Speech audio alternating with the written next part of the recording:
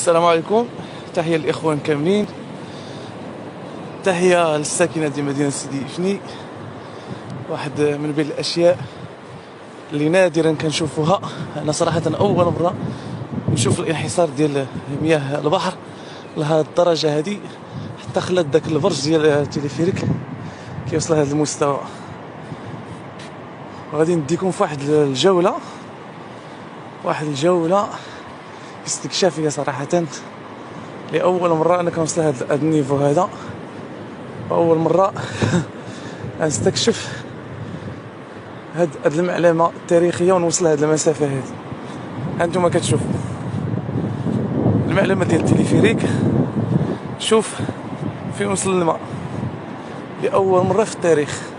أنا كنظن يقدر تجاوبوني في التعليقات واش سبق لكم شفتوا المعلمة ديال التلفريك بهذا النيفو ديال الماء.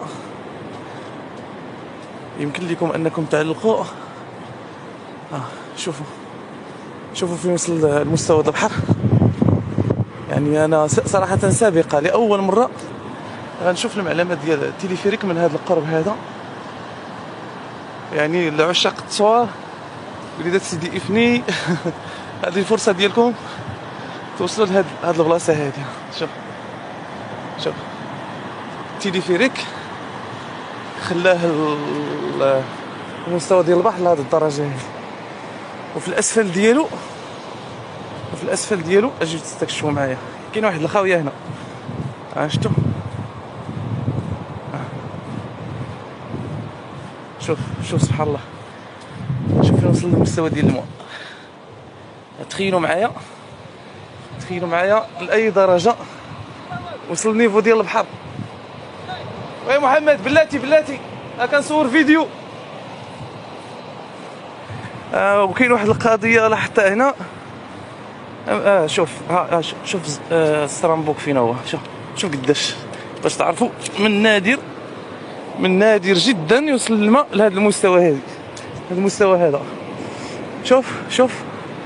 شوف انا فين واقف. غادي نضرب عليها الدور على هذه المعلمة التاريخية. يلا عشاق الصور اللي بغى يجي يتصور مع التلفريك ويضرب ليه الدورة، الفرصة ديالو هاد الوقيته هاد. الا مشى حتى طلع البحر ما نضمن لكم. شوف غنرجع لكم حتى الله.